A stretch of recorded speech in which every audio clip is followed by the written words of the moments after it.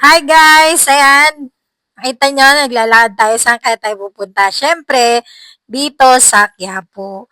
Yan, pumunta tayo kay Neneng B. Tignan nyo naman, sobrang daming tao, di ba? Talaga naman dinadagsa siya.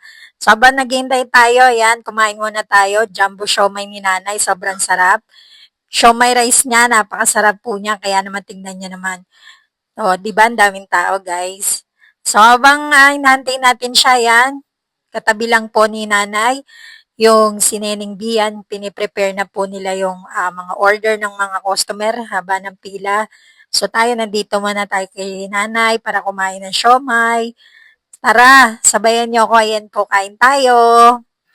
So, ginutom ako dyan, guys. Kaya, tingnan niya naman, di ba? Oh, halatang-halatang gutom na gutom, 'di ba? Habang nagvo-vlog tayo.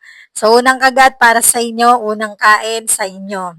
Unang subo. So yan si Nanay, uli luluto siya ng Hungarian, sobrang sarap, ang dami, 'di ba? Araw-araw 'yan.